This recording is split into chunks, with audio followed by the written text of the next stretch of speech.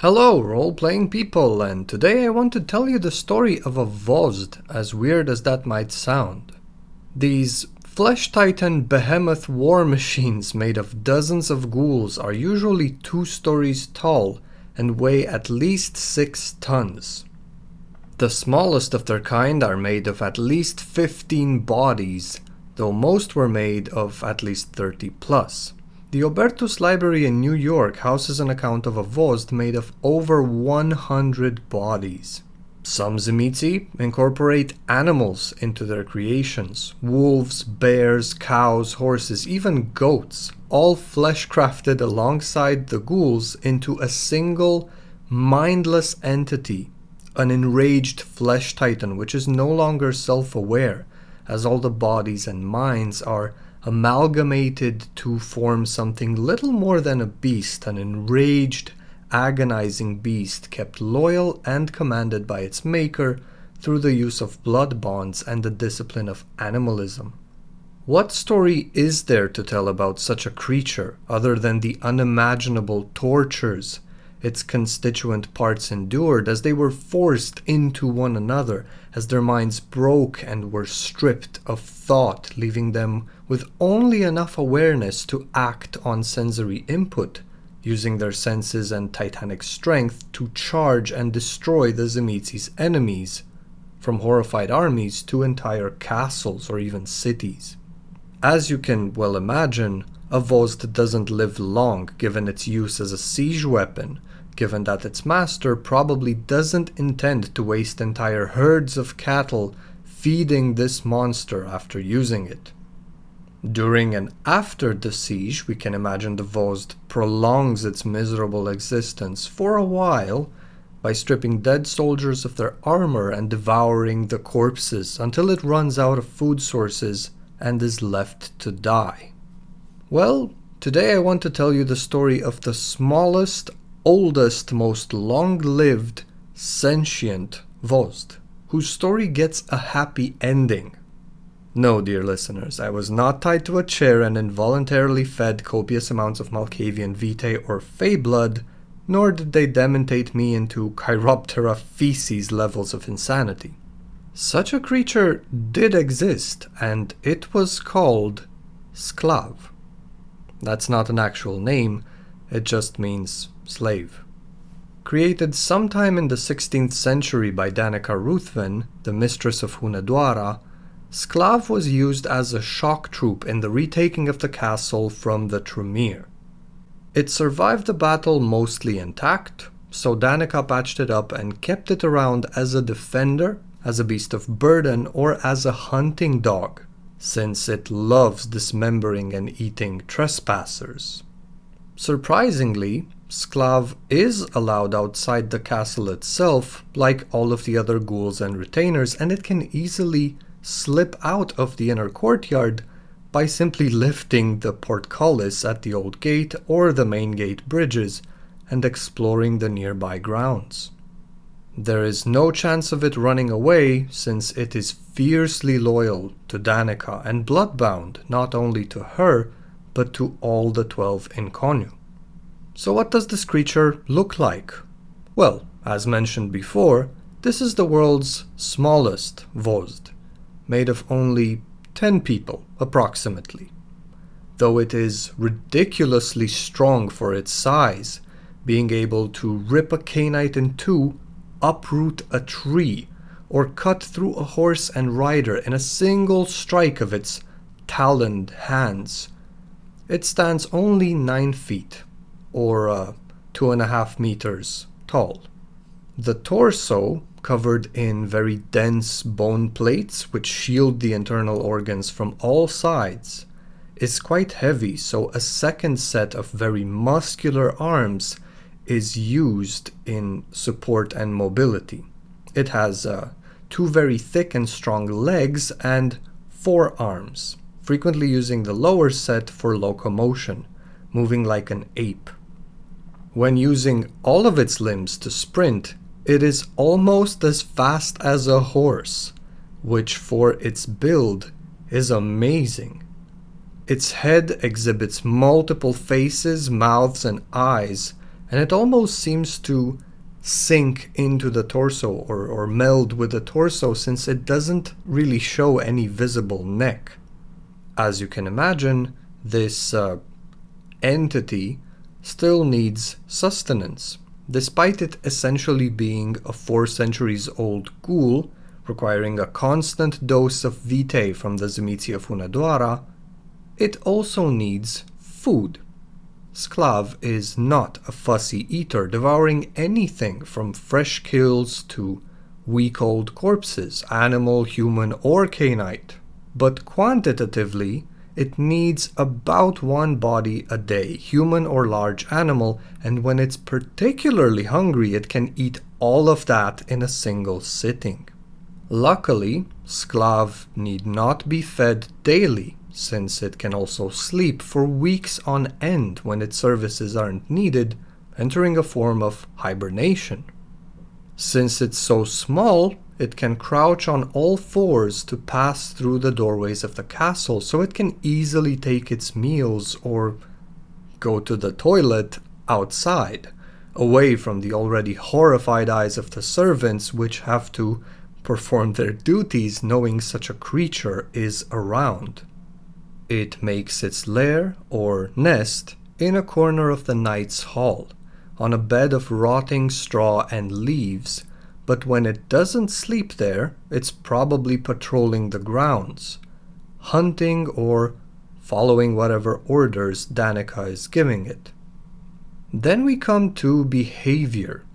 While most Vozhd are driven to maddening rage by the agony of the crafting process, the melding of bodies, minds, and souls, and the unbearable hunger they feel before being used as a siege weapon and gradually breaking down in battle, Sclav seems to have 2 distinct phases, which the book calls good Sclav, bad Sclav. Good Sclav is almost like a dog begging for table scraps from horrified servants, enjoying the taste of fruit when such a delight is given to it, being heartbroken by any harsh word indicating its master's dissatisfaction, and showing excitement and joy at any word of praise. While it can only speak a few words in medieval Romanian, it refers to itself in the 3rd person and frequently updates anyone around regarding its current status. Sclav hungry, Sclav do good, and so on. Bad Sclav knows it's a monster and a slave and hates its condition with all of its multiple hearts, but it is very good at hiding it and quite cunning.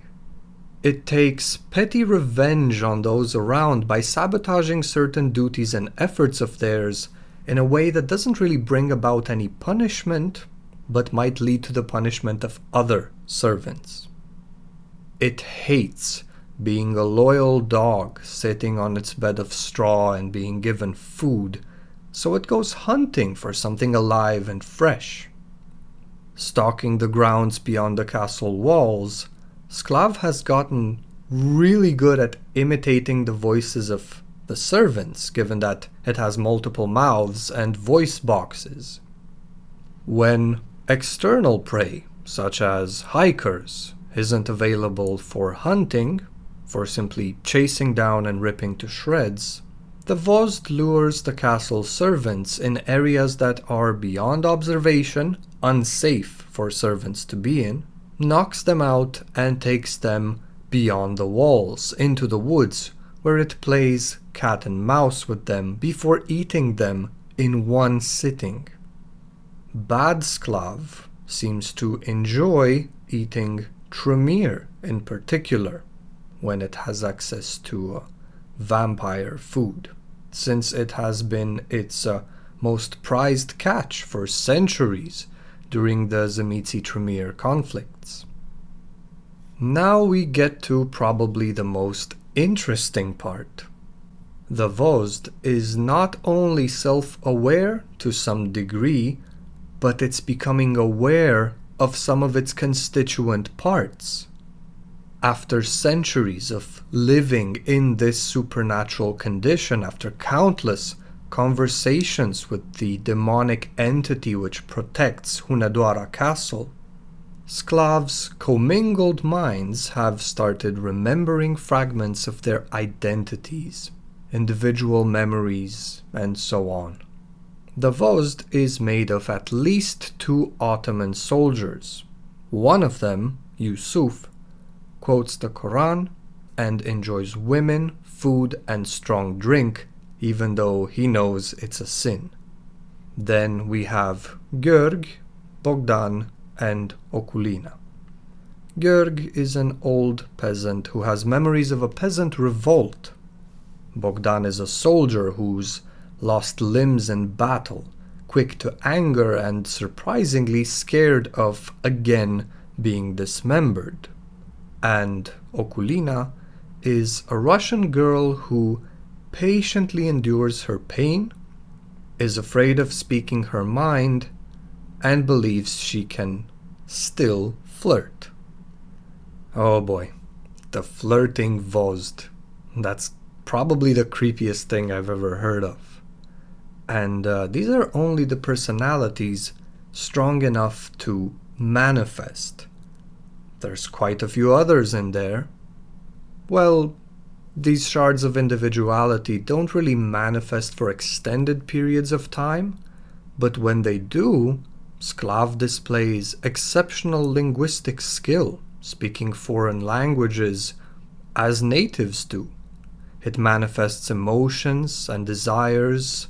It can share distinct memories and thoughts which show an understanding of abstract concepts.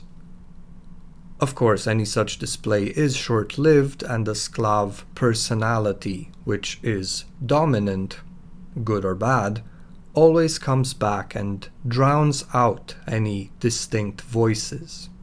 Some of the Inconnu are aware that the Vozhd is sentient and manifesting distinct personalities, but they are too curious and selfish to let the others know of this. This brings us to the happy end I mentioned in the beginning of the episode. How can such a miserable creature have a happy end? Well, the playable story that is Lair of the Hidden revolves around the Inconnu as Golconda seekers, as disciples of Saulot, who learned from the first Golcondite himself and are now faced with a difficult decision. Renew the demonic pact that keeps Hunedoara Castle perfectly safe, away from the gaze of outsiders and in a form of stasis? Or renounce the pact and venture forth into the frightening, unfamiliar contemporary world? If the Inconnu drop the pact, Saulot reveals himself to have been there the entire time, in the guise of a servant named Stefan, as he watched his disciples being tested by the demon, year after year. Again, if they drop the pact, Saulot is proud of their progress and encourages them to go out into the world and teach others of Golconda, even though the Inconnu themselves haven't managed to achieve this mythical state. But they are on the right path, and it seems teaching others would be the next step on their journey. As Saulot prepares to walk away, something happens, and I quote, "He looks back though, and his expression softens. Only one here needs my help. Sklav, come and be whole." The Sklav shambles forward and takes Saulot's hand. Anyone who tries to follow or stop the pair finds that the antediluvian and the Vozhd simply vanish. Knowing how Obeah works, Saulot probably unburdened the bestial soul of the Vozhd, allowing it to finally find peace. And it is a surprisingly beautiful ending for such a creature. all of the Inconnu leave except for Danica Ruthven, and the castle, which is now perceptible to outsiders and mortals in absence of the demonic pact, is restored and open to visitors, being not only a very important historical site, but also a tourist attraction, just like it is today. So there we have it, the story of the smallest and oldest Vozhd from all of the vampire books and canon, which is also sentient and, in one ending of the story, healed or otherwise given peace by Saulot himself. Don't you just love it when this happens? When all expectations are turned upside down and inside out? But really now, when it comes to the uses of vicissitude, we're talking about entities that are fleshcrafted according to the Shaper's desires, from Szlachta to Vozhd. Why any of these creations would have a well-determined, standardized, predefined stat block is beyond me. And this story pretty much proves my point. You can and should get creative with fleshcraft creations. You cannot do justice to a very malleable power, capable of producing a myriad of effects and results with a rigid standard set of stats. Even among Vozhd, there is a variation to their parameters depending on the purpose of their making. Now, in regards to the book itself, Lair of the Hidden is a very interesting supplement. Slow burn story, quite laid back and very fantastical in some aspects, but full to the brim with mystery, intrigue, memorable characters, and some very distinct emotion-generating descriptions. This is a ready-made story I actually ran for a single player a long time ago, and it was challenging having to play all of the Inconnu and the servants and the demon and the Vozhd, but super rewarding in the end. Take care, have fun, and don't forget to play.